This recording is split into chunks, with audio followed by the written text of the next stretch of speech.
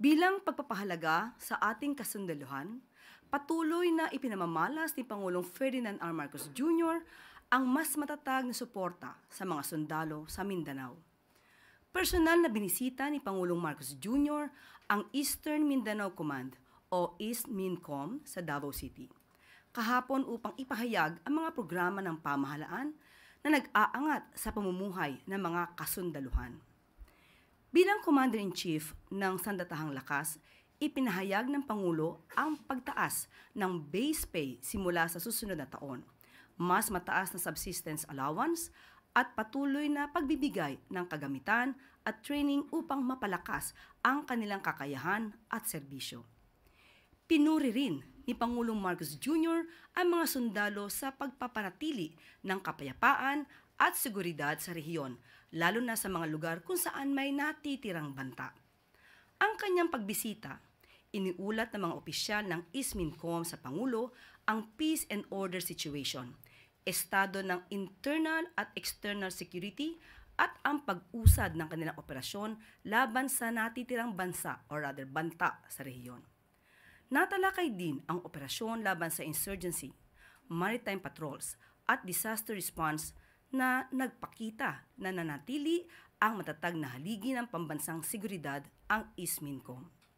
Patuloy ang pagpapasalamat ni Pangulong Marcos Jr. sa mga tropa ng Eastern Mindanao Command para sa kanilang kabayanihan. Hanga rin ng Pangulo sa kanilang angking tapang, kagitingan at dedikasyon sa serbisyo.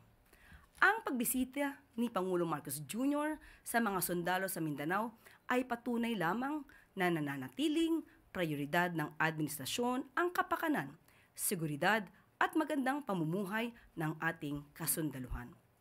Sinisiguro ng Pangulo na hindi pababayaan ng pamahalaan ang sandatahang lakas ng Pilipinas. Bilang pagkilala rin po sa kabayanihan ng ating mga kasundaluhan, ipinag-utnos ni Pangulong Ferdinand R. Marcos Jr. ang muling pagbabalik serbisyo at ang spot promotion ni Captain Jerome Hakuba bilang isang major, matapos na mawala ng paningin alang-alang sa bayan. Nauna nang inilagay sa Complete Disability Discharge o CDD si Major Hakuba, na ngayon ay na-reassign sa adaptive duties na angkop sa 15 years sa kanyang paninilbihan sa Philippine Army.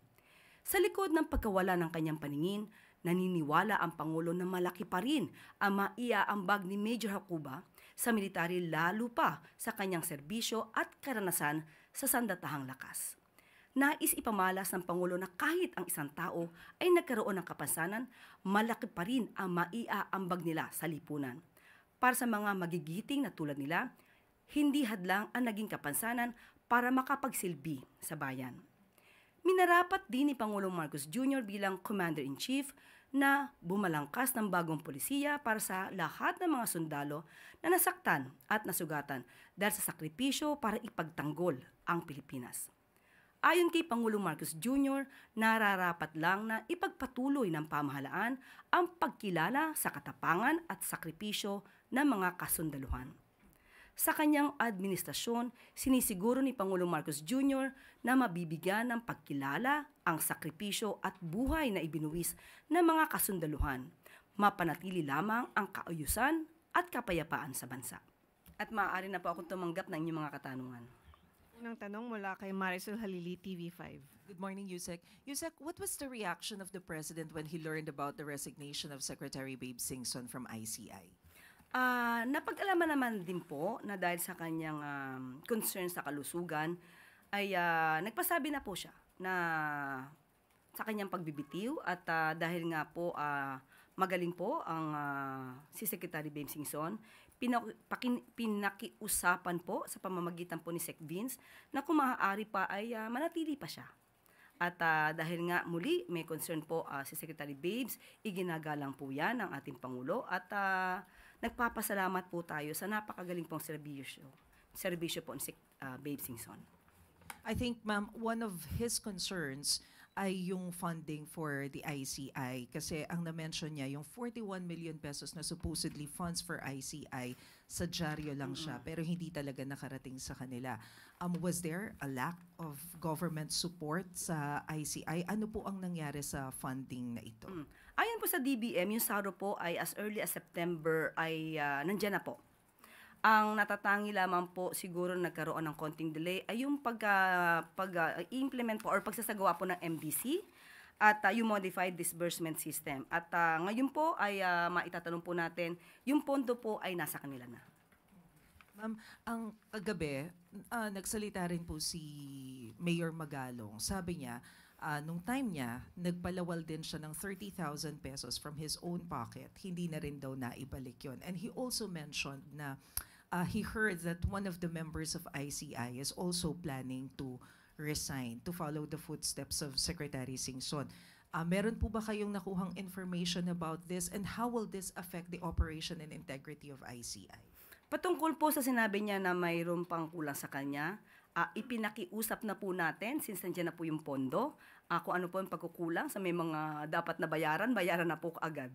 At hindi po naman nagkulang ang Pangulo dahil lahat po ng kailangan ng ICI, lahat na maibibigay na tulong po na manggagaling po sa Pangulo, iyan po ay ibinibigay. At patungkol po kung sino po yung magre-resign, siguro mas maganda po siya na po ang inyong tanungin. Siya naman po nagbigay ng information. Sorry ma'am, last na lang. Yun po sinasabi ninyo na funds na hawak na ng ICI, buong 41M po. Opo, yun nasa sa kanila po. na. Okay, May thank you. follow-up question po si Ivan Mayrina. May 7. Yusek, good morning. Mismong si Secretary Singson po ang nagsabi na kulang sa ngipin, kulang sa kapangyarihan ng ICI at sa ngayon may mga pending measures in Congress na layong lumikha ng mas pinalakas at mas may kapangyarihang ICI, although ibang it goes in a different name. Ano ho ang tugon ng Pangulo sa mga panawagang i-certify niya as urgent itong mga panukalang ito? Sa pag-aalam natin ay tapos na po yata. At sa Senado ay third reading na po yata. So, hintayin na lang po natin kung ano po yung kanilang versions. At kapag ka po ito nabasa naman ng Pangulo, ay tignan po natin. Pero does he Babasahin support, po, does the President support the idea na kailangan natin ng mas malakas, mas makapangyarihang entity that will investigate corruption in infrastructure projects? Ang lahat naman po ng institusyon na mayroon pong power to investigate, lahat po dapat ay malakas.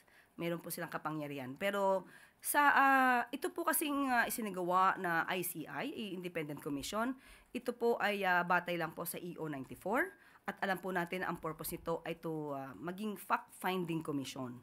Hindi po para magbigay ng penalty sa hindi a-attend. At ito po ay tulong lamang makapag-concentrate para maimbestigahan, makapag-gather ng documents, facts, data para po matulungan yung ombudsman o yung DOJ. So, yun po talaga ang pinaka-purpose ng ICI.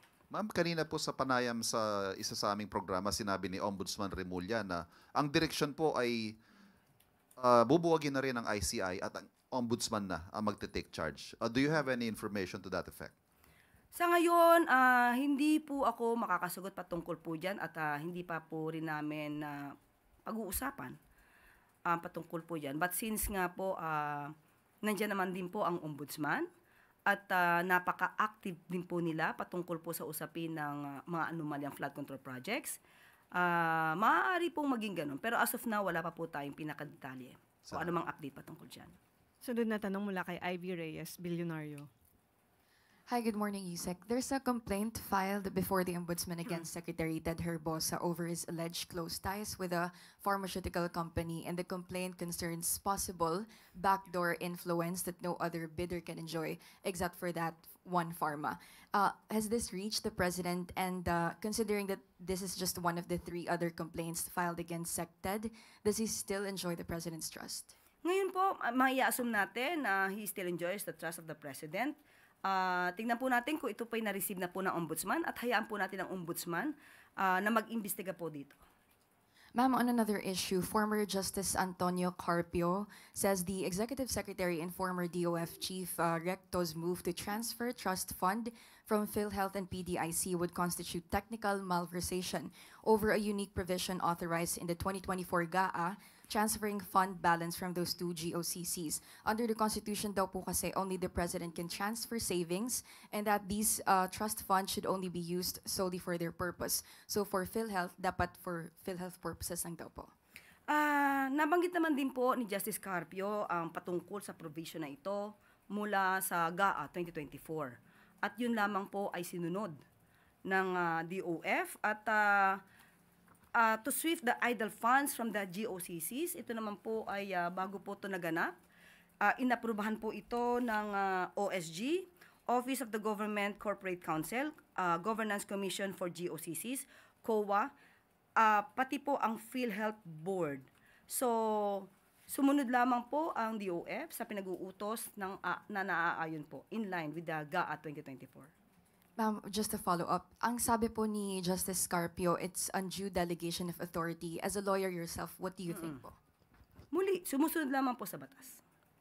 Kung meron man ang constitutional dito, tingnan po natin kung yung provision mismo sa GAA 2024 ay magiging issue. Sunod na tanong mula kay Alvin Baltasar, Radyo Pilipinas. Yusek, good afternoon po. Good morning.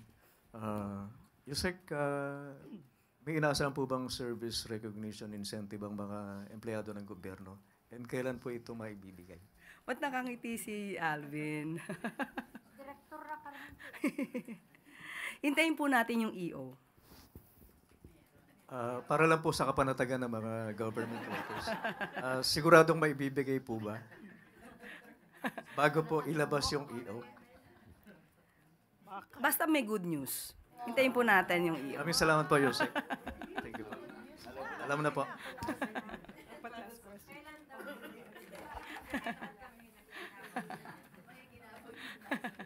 Sunod na tanong mula kay Eden Santos, Net 25.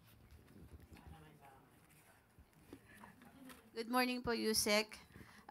Yusek, meron na po bang tugon ang kampo ni Vice President Sara Duterte dun po sa pahayag ng Pangulo na bukas siya sa dialogo sa Vice Presidente para sa pagkakaroon ng pagkakaisa sa bansa? Since ang Pangulo po ang nag-offer nito para maipakita yung kanyang sinseridad, yung kanyang pagiging seryoso, wala po ba siyang unang hakbang para mangyari po yung dialogo na ito? Pwedeng i-correct po natin. Wala po tayong sinabing nag-initiate. Ang Pangulo po, even before, ito po ay napag-usapan na sa isang podcast. Natatandaan niyo po ba yon nung tinanong ito ni Katuning? Ang Pangulo ay open sa lahat ng gustong makipagdialogo. Kahit sino na may concern at maaaring mapag-usapan, hindi lamang ang Vice Presidente, sa lahat. Open ang Pangulo sa anumang discussion para po for the unity sake. Yun po yung ibig sabihin natin. So kung meron po pagpapahatid na mensahe ang Vice Presidente, siguro po si spokesperson na naman po niya ito dapat na itanong. Another topic lang po, reaksyon ng palasyo doon sa sinasabing parang credit grabber po ang Pangulo, doon po sa bukha na bridge na inopen po na sinasabi po niyang naaprubahan ng mga 2022 at 2018 pa daw po yon under the previous administration. Sino po ang bumabatikos? Sino po ang nagsabing credit grabber? Parang wala po tayong nadinig na ganun. Wala po tayong wala akong konteksto. So, kung hindi natin alam kung sino nagsabi at ito ay sa tabi-tabi lamang, hindi na po natin ito dapat pansinin pa muna. Dahil alam naman po natin, sa ngayon po, ang sinabi po na Bukana Bridge ay natapos po sa panahon ni Pangulong Marcos Jr. Sunod na tanong mula kay Gilbert Perdes, DWIZ. Good morning po, Yusek. Tinanggihan po ni Congressman Pulong Duterte yung imbitasyon po ng Independent Commission for Infrastructure ukol po sa investigasyon doon po sa flood control project sa Davao. Sa halip po ay inirekomenda ni Duterte na imbestigahan po ng ICI si Pangulong Marcos at ang unang pamilya po. Ano pong reaksyon ng palasyo po dito? May kasabihan tayo, buntot niya, hila niya. It means you are responsible for the consequences of your own acts.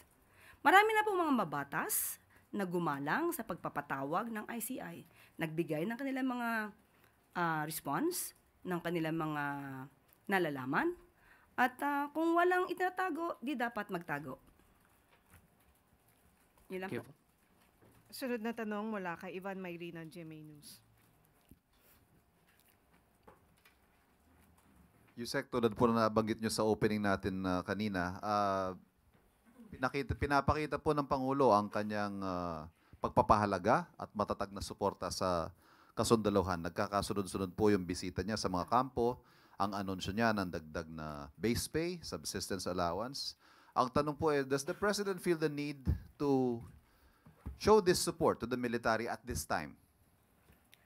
Hanggat may oras po ang Pangulo, hindi po ito dapat kino-question. Ang pagbisita sa ating mga kasundaluhan, sa mga uniformed personnel, ay nararapat lamang po bilang Commander-in-Chief. So wala po itong kinalaman kung merong mang issue ngayon, obligasyon po ng Pangulo na bisitahin sila.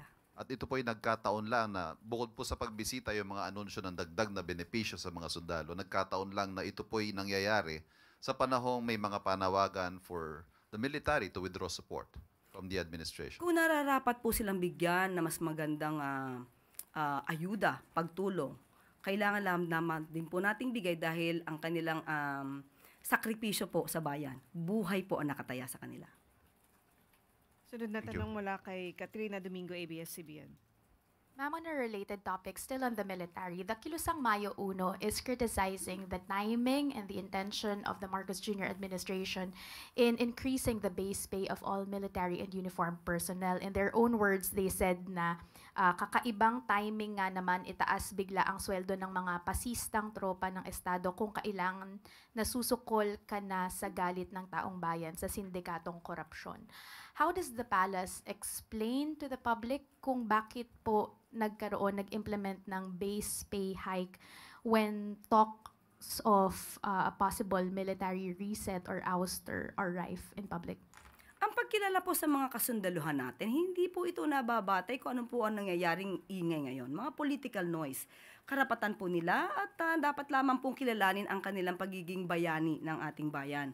So sa mga ganyan mga usapin, mga negatibo na ibinibigay at pinupukol sa Pangulo, hindi po ito magpapatigil sa Pangulo para bigyan ng tulong ang ating mga kasundaluhan. Ma'am, the same group is also questioning bakit daw po mayroon ng daily subsistence increase for the military personnel. Merong increase sa base pay, pero yung mga ordinaryong manggagawa who underwent a process of a legislative wage hike, hindi pa rin daw po nag-grant yung hinihingi nilang 200 peso a regional wage increase. Hindi po yun sakop ng Pangulo.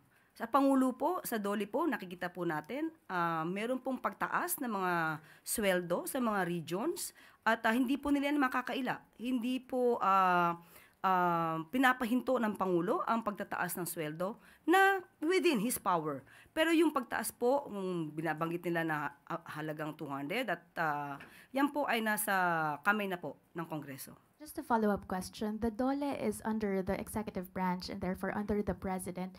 Why can't the president push for the wage hike of ordinary Filipino workers? Meron po tayo sa tripartite board, meron po increase. Hindi po ito makakaila. Yung sinasabi po nilang wage hike ng 200 pesos, ito po ay saklaw ng Kongreso. So hindi naman po nakikialam ang Pangulo sa trabaho ng Kongreso. Sunod na tanong mula kay Bea Cupin, Rappler. Hi, ma'am. Good morning. A Rappler investigation based on SEC documents and data from government websites found that Justice Undersecretary Jojo Cadiz has ties to a major construction company that was only incorporated po in 2023 through Yusek Cadiz's son, who was 19 at the time, 21 na siya ngayon, I believe, JSJ Builders Incorporation. The investigation found won more than 200 million in projects in Ilocos Norte since its incorporation 2 years ago.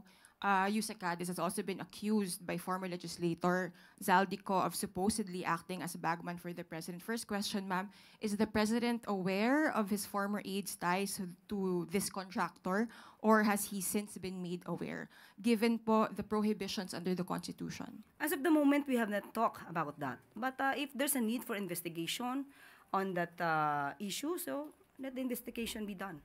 And on that note, ma'am, does he still enjoy the president's trust and will he remain in the DOJ despite, again, these links and the claims that have been made against him? Sa ating pagkakaalam, siya po ay nag-submit na ng kanyang resignation.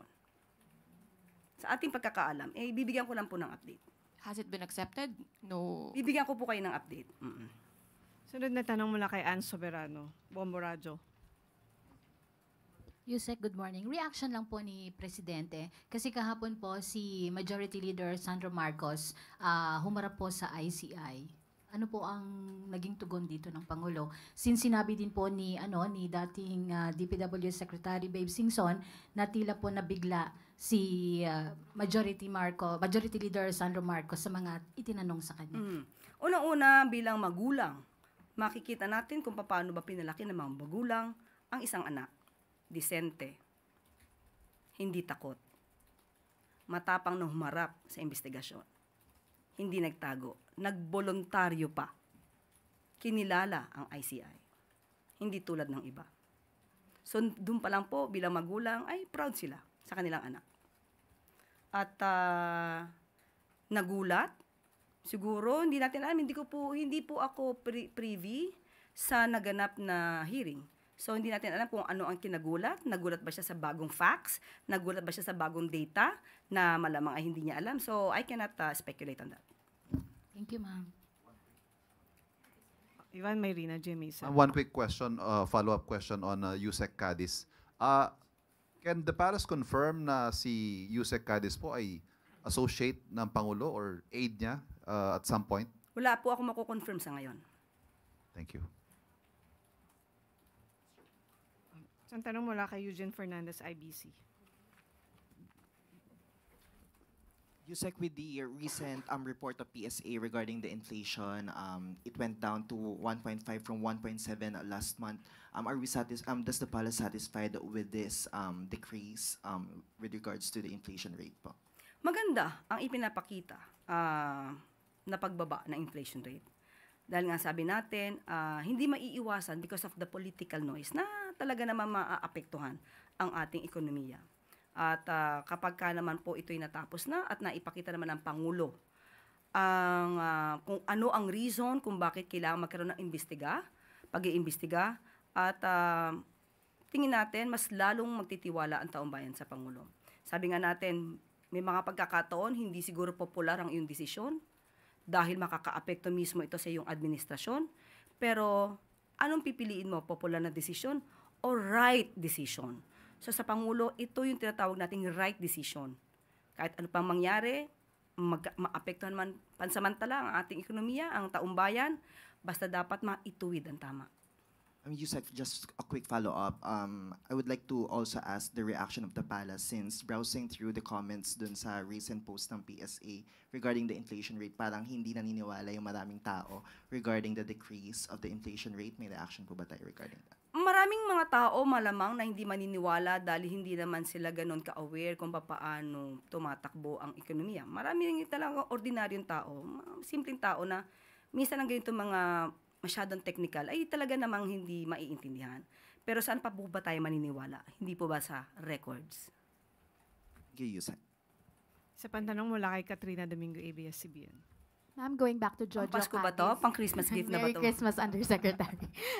just on Jojo Cadiz, when did he exactly resign? Hindi ko, ngayon, natanong ko lang po yan sa DOJ, hindi ko po natanong kung ano yung exact date. Okay. So, bibigyan ko po kayo ng pinaka-update. Okay. Ma'am, how does the palace respond to observations na yung mga officials close to the president or at least in the executive branch, nagre-resign lang po sila kapag naibabalita na or naisisiwalat na yung alleged involvement nila dito sa mga anomalies in government? Take for example, Jojo Cadiz na yung 19-year-old son apparently is the head of a construction firm na nanalo ng millions of pesos in government projects. Hindi ba dapat ikatuwa ng taong bayan? Kung meron mang mga tao na kaalyado ng Pangulo at kapag ka na-involved, kahit wala pang desisyon o wala pa man judgment, ay umaalis, hindi po ba mas magandang tignan yon? Mas maganda po yon dahil ibig sabihin, hindi nagtotolerate ang Pangulo kung mayroon mang mga taong maaaring nasasangkot, although wala pang judgment. Hindi tulad ng mga nakaraan, kahit nandiyan na yung mga pangalan, nag-i-stay pa rin, kahit malaki na ang issue about sa corruption. Ma'am, but does the palace see a need to sift through its officials once more, considering that Jojo Cadiz has been there, the corporation of Jojo Cadiz's 19-year-old son has been there since 2023? Is there a need to, sift through, review again yung mga dealings and other ties of officials sitting in high-ranking positions in government? Katulad po niyan, kung sila ay nai-involve at alam nila na maaari sila masangkot kahit wala silang kasalanan. Paggalang ito sa Pangulo mismo nila, para sila muna ay umalis. Sila ay mag-resign. Paggalang ito sa taong bayan, paggalang ito sa Pangulo. So, alam nila ang gusto ng Pangulo. Dapat masawata ang korupsyon. Huling tanong mula kay Heidi Sampang, DZAS. Good morning, Yusek. Siguro po nabalitaan na rin po ng palasyo yung nakakasang kilos protesta next week po ng grupong Manibela, the Transport Group. So, meron po bang plano ang Pangulo na ipasilip po or silipin po niya yung mga concerns po ng transport group na ito, like abuse daw po sa LTO, sa mga delay po ng release ng jeepney registration papers po nila? Opo, ipinag-utos naman po sa pamunuan po ng DOTR. Tignan po mabuti kung ano po ang hinaing ng grupo ng Manibela. So, kailangan po rin itong marisolba. Kung meron naman po talagang batayan ang kanilang reklamo, dapat po ito masolusyonan kaagad. Pero meron din po bang pakiusap ang Malacanang? Kasi plano rin po ng grupo na i-extend pa po kung more than 3 days pa yung kanilang kilos protesta. Kawawa naman po yung mga commuters natin, lalo na po ngayon holiday season. Opo, tayo na rin po mananawagan sa grupo ng Manibela. Alam naman po natin, Christmas season. Baka naman po pwedeng ipamasko nyo na. At mapag-usapan na lang po kung ano man yung mga hinaing nila. Pag-usapan po para ma-resolve agad. Thank you, Yusek. Thank you. Balik sa iyo, Yusek. Salamat. 20 araw bago magpasko, Merry ang kapaskuhan ng ating siyam na mga kababayan na makakauwi na sa bansa matapos na mabihag ng rebel group ng Houthi sa Yemen. Ayon kay Pangulong Ferdinand R. Marcos Jr., excited na ang pamahalaan na salubungin sa Pilipinas kasama ng kanilang mga mahal sa buhay ang siyam na marino na nailigtas mula sa lumubog na MV Eternity Sea sa Red Sea noong Hulyo. Lula ng MV Eternity Sea ang mga marino noong sila ay mabihag ng Houthi rebel group sa Yemen habang naglalayag sa Red Sea. Sa ngayon, sila po ay pauwi na sa Pilipinas. Dumating sila sa Oman mula sa Yemen noong Miyerkules at sinalubong ng mga tauhan ng Philippine Embassy sa Muscat at ng Department of Migrant Workers. Lubos ang pasasalamat ni Pangulong Marcos Jr. sa Department of Foreign Affairs sa pangunguna ni Secretary Maria Teresa Lazaro, sa DMW sa pangunguna ni Secretary Hans Kakdak at sa Philippine Embassy sa Oman upang masiguro ang kaligtasan ng mga marino. Nagpaabot din ng pasasalamat si Pangulong Marcos Jr. sa Oman government, lalong-lalo na kay Oman Sultanate, Sultan Haitham bin Tariq, sa kanilang walang tigil na tulong sa Pilipinas upang pasigurong ligtas ang mga marinong Pinoy. Samantala, nagpaabot naman ng pakikiramay si Pangulong Marcos Jr. sa mga mahal sa buhay ni Nel Roy Fanner na nasawi noong na inatake ang MV Eternity Sea. Para kay Pangulong Marcos Jr., palaging una ang seguridad at kapanganan ng mga bagong bayani, sa laot man o sanmang panig na mundo. At bago tayo magtapos, Bukana Bridge sa Davao, 100% complete na at pinaplanong buksan sa publiko ngayong buwan ayon kay Pangulong Marcos Jr. Tumungo sa Davao kahapon si Pangulong Ferdinand R. Marcos Jr. upang inspeksyonin ang Davao River Bukana Bridge Project. Ang nasabing tulay ay may kabuang haba na 1.34 kilometers na nagdurugtong sa Barangay 76A Bukana at Matina, Aplaya. May 4 na lanes din ito upang siguruhin ang mabilis at maayos na daloy ng trapiko. Ayon sa Pangulo, inaasahang magiging 20 to 25 minutes na lang ang nakasanayang 2 oras na biyahe sa tulong ng Bocana Bridge. Inaasahang magiging malaki ang tulong ng tulay upang mabawasan ang traffic congestion sa downtown Davao. Dahil tinatayang aabot sa higit 14,000 vehicles kada araw ang kaya nitong i-accommodate. Ayon kay Pangulong Marcos Jr., target buksan sa publiko ang Bocana Bridge sa December 15. Dagdag pa ng Pangulo, sakto ang magiging pagbubukas ng tulay sa nalalapit na Kapaskuhan, lalo pat inaasang magiging abala ang mga tao sa paghahanda para dito.